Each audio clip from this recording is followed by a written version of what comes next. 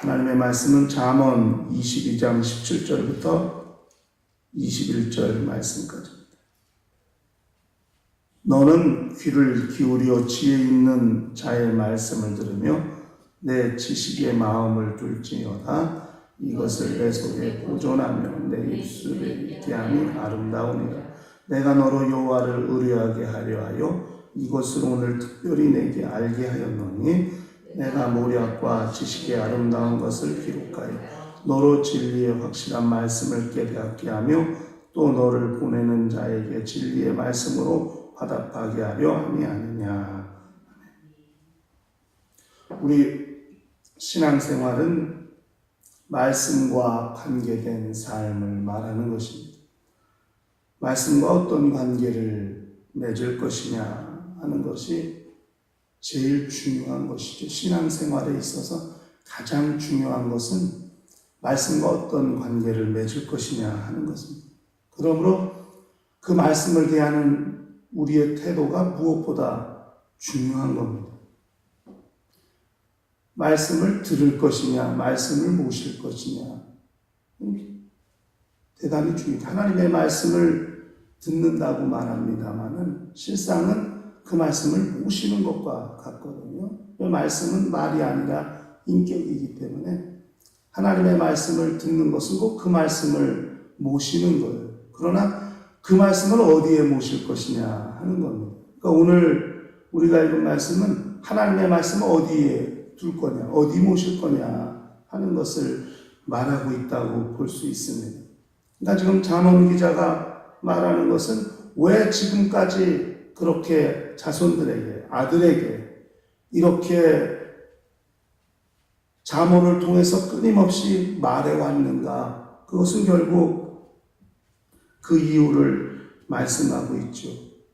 근데 결국 그것은 아비의 말을 자식들이 어디에 두게 할 것인가를 직접적으로 말하는 겁니다만은 궁극적으로는 하나님의 말씀을 어떻게 대하여야만 그 말씀과 어떻게 관계를 갖고 그 말씀을 어떻게 대우하고 그 말씀을 어떻게 모셔야 하는가를 말하려고 하는 것이라고 생각할 수 있다는 것입니다.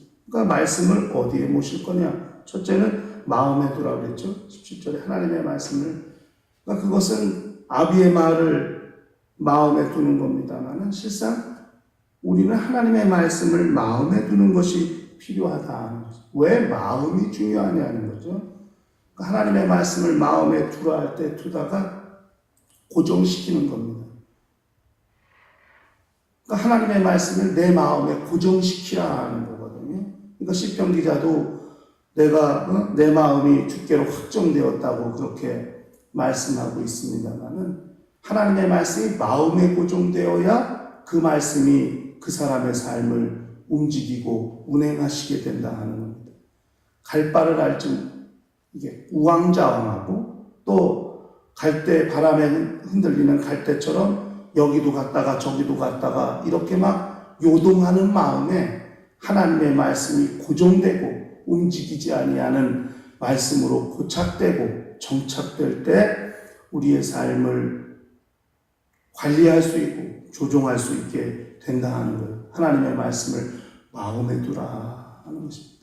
그 다음에 두 번째는 그 말씀을 속에 있게 하라 그랬어요. 18절에 가니까 이것을 내 속에 보존하라 그랬습니다. 이 속이라는 게 어딜까? 마음에 두라 그랬는데 또 그 마음보다 더 깊은 속이 있을까? 그래서 여기서 말하는 속은 이 여자의 자궁과 같은 것입니다. 그러니까 마치 하나님의 말씀을 자궁에 있게 하라는 말과 같은 거예요. 그러니까 마치 자궁의 생명을 잉태하듯이 하나님의 말씀을 그렇게 마치 수태하는 것과 같이 그 말씀을 그렇게 있게 하라 하는 거예요. 하나님의 말씀을 수태하듯 그렇게 그 속에 있게 하라 하는 거예요. 이게 그래야 보존하라고 내 속에 보존하라. 보존이 보호하는 것 아닙니까? 보관하는 거 아닙니까? 그럼으로써 그 말씀을 지키는 거 아니겠어요? 보존하는 것. 하나님의 말씀이 자기 태 속에 수태되듯 그렇게 그 말씀을 보존할 수 있어야 한다는 것을 말하고 있습니다. 세 번째는 그 말씀을 입술에 있게 하라 그랬죠. 내 입술에 있게 함이 아름답다고 그렇게 말했습니다. 하나님의 말씀을 어디에 두어야 하느냐? 마음에 두고 마치 작은 깊은 곳 그곳에 두듯 또 그 말씀을 입술에 있게 함으로써 그 말씀이 입술을 통해 드러나고 나타날 수 있게 해야 된다 하는 것입니다.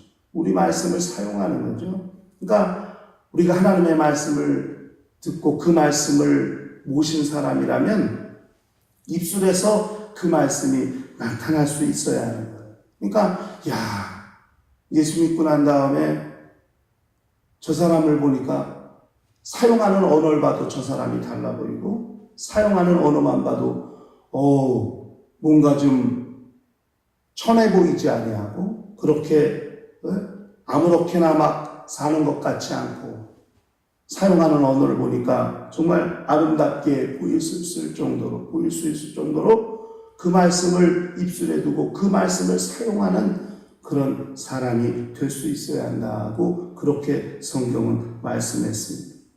그것은 너로 진리의 말씀을 깨닫게 하며 또 너로 보내는 자에게 진리의 말씀으로 화답하게 하려 합니다 하고 그렇게 21절에 말씀했어요. 왜 말씀을 마음에 두고 속에 보존하고 입술에 두어야 하느냐? 그 말씀을 깨닫게 하려 한다 그랬어요. 그 말씀이 체험된다는 거예요. 깨닫단 말이 히브리어로 야다입니다. 야다, 체험다. 그 말씀과 결혼하듯 그 말씀을 그렇게 진정 체험하게 하려 한다고 그렇게 말씀했어요. 야다가 결혼하는 것이니까요. 야다라는 말을 아무 데다 쓰지 않거든요. 굉장히 농도 짙은 말이기 때문에 같은 히브리어를 써도 아무 데나 야다라는 말을 붙이지 않습니다. 정말 하나님의 말씀을 깨닫는 것은 말씀과 결혼하는 거예요. 뗄래야 뗄 수 없는 침례를 통해 그리스도와 연합해서 그리스도와 절대 헤어질 수 없는 분리될 수 없는 그런 관계를 가지게 하시는 것처럼 하나님의 말씀을 그렇게 경험하고 그렇게 체험하게 하려 하는 것이라고 그렇게 말씀했습니다.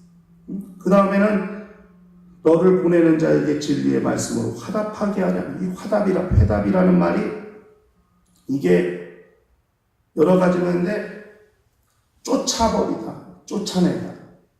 그 다음에 깨뜨리다라는 말이 있어요. 여러 가지 의미가 있는데 그 말은 결국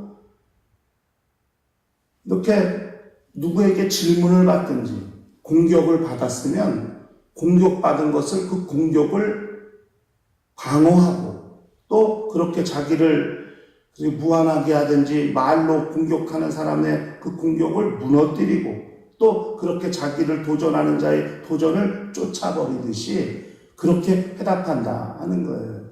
그러니까 하나님의 말씀을 왜 마음에 두고 속 깊이 보존하고 그 말씀을 입술에 두어야 하느냐? 그 말씀과 결혼할 뿐 아니라 다른 사람과의 관계 속에서 자기를 지키고 보존하고 그 다음에 자기 영적 생활을 그렇게 원수의 공격으로부터 위험으로부터 자기를 지킬 뿐 아니라 그 말씀을 사용해서 원수를 대항하고 대적하고 쫓아내고 원수의 진을 무너뜨리고 하는 그런 역사를 감당하게 하려고 하는 것이라고 그렇게 말씀하고 있는 거예요. 그러니까 하나님의 말씀이 없으면 영적 전쟁 자체가 불가하지 않습니까? 우리가 하나님의 전신갑주라고 여름수련의 주제를 삼았습니다마는 에베소 6장에 말씀의 검, 그 성령의 검을 가지라 했어요. 그래야만 공격할 수 있고 원수를 무찌를 수 있는데 원수를 대적할 수 있는데 말씀이 없으면 영적 전쟁 자체가 성립되지 않습니다. 공격할 수가 없어요. 이길 수가 없어요. 그렇기 때문에 이 회답이라는 것은 그것과 연관되어 있는 것이 아닌가 생각해 봅니다. 그러므로 하나님의 말씀을 그렇게 마음에 두고 속 깊이 그 말씀을 지키고 보존하고 그 말씀을 입술에 두게 하신 것은 그 말씀과 결혼할 영원히 말씀과 밀착돼서 떨어지지 아니할 영적 관계를 가지게 하는 것이고 나아가서 어떤 영적 싸움에서도 굴하지 아니하고 그 말씀을 사용함으로써 모든 싸움에서 승리하고 이기게 하려 하시는 그 뜻을 가지고 있다고 성경은 말씀하고 있습니다. 그러므로 우리는 하나님의 말씀과 어떻게 관계를 맺고 살 것이냐 하는 거예요. 그 말씀을 듣는 것은 그 말씀을 모시는 것이고 마침내 그 말씀과 결혼하는 것이고, 그렇게 그 말씀과 연합하고 밀착되었다면 영적 싸움은 그 말씀으로 이기고 그 말씀으로 승리할 수 있어야 한다는 사실을 알 수 있습니다. 그러므로 일평생의 우리의 신앙생활은 하나님의 말씀과 함께하고 그 말씀으로 모든 삶을 주장할 뿐 아니라 영적 싸움에서 이길 수 있는 힘이 있다는 것을 아시고 일평생 말씀과 함께하는 사람, 말씀과 함께 승리하는 거룩한 영혼들이 될 수 있도록 하시기를 예수 이름으로 간절히 축원합니다. 다 같이 통성으로 기도하십시다.